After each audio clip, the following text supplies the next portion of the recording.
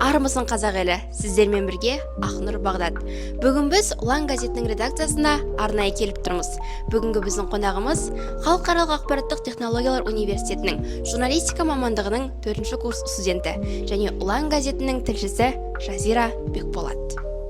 2-ші курста газеттің штаттағы тілшісі атаныпсыз. Бәрі қалай басталды, жұмысқа қалай тұрдыңыз?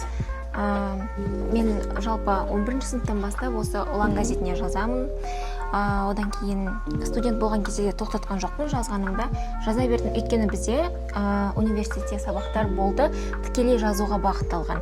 Ол жерде бізге түрлі тақырыпқа тапсырмалар берді. Оның ішінде мәдениет шаралар бар, қоғамдағы проблемалар бар. Соларды біз басылым бетіне жариялауымыз керек болды тапсырма бойынша. 2-ші курста көктемде осындай қазіргі редакторымыз Жадыра Нармаханова шақырды жұмысқа. Осындай бізде бос орын бар. Өзіміздің жас тілшілерімізден аламыз, әдеттегіндей. Осы жолы сені ұсынып отырмыз деген сияқты. Мен әрине қуана келістім. Ұлан газетінде жұмыс істеу сізге не үйретті? Ұлан газетінде жұмыс істеу маған көп нәрсені үйретті. Өйткені мен бірінші рет осы мамандығымда журналист ретінде Ұлан газетінің алдынан тілші болып шараларға бардым. Ол 1-ші курста бір кітаптың көрсетілімі болып жатыр екен, тұсаукесері яғни. Соған алғаш рет өзімді тілші сезініп, журналист сезініп, осы Ұлан газетінің атынан барғам.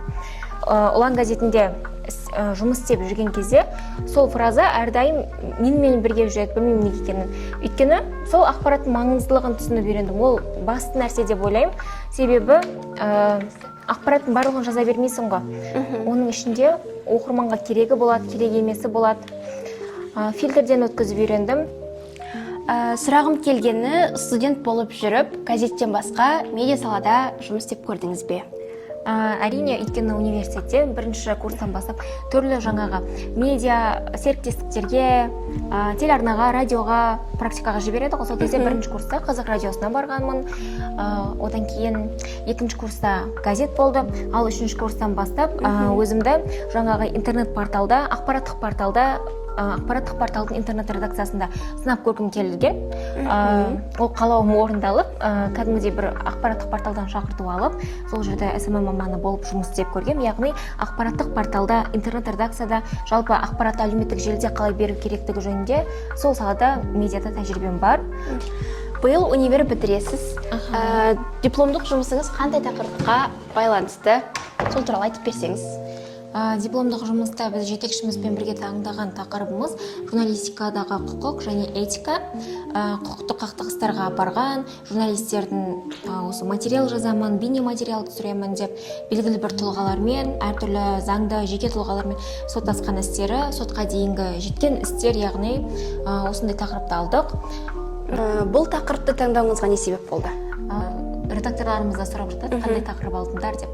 Сосын тақырыбымызды айтқан кезде, күшті тақырып алдыңдар ғой, біз мынандай журналистті білеміз, мен мынандай журналистті білемін, менің осындай бір әріптесім бар, сондай ісі сотқа дейін жеткен, осындай кісімен соттасқан деген сияқты өздерінің оларды бір мысалдарын ұсынып жатыр.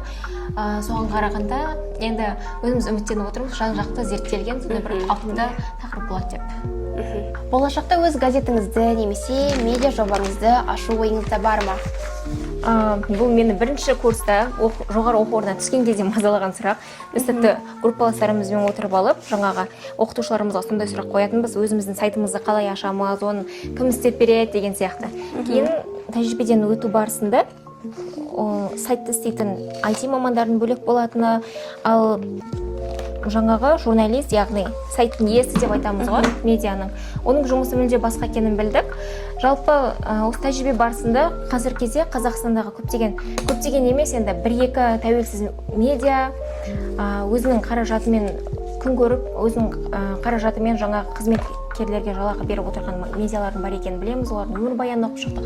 Қарап тұрсақ, мысалы, сол кісілер министрдің баспасөз хатшысы болған сондай бір журналистер екен. Кейін ондай мысалдарды оқып отырып, неге мен де істемеске, менің де қолымнан келеді деген сияқты. Әрине ондай ой бар, жоспар бар. Бүгінгі сұхбатыңыз үшін көп рахмет. Сіздермен бірге болған мен Ақнұр Бағдат және де бүгінгі біздің қонағымыз Жазира Бекболат.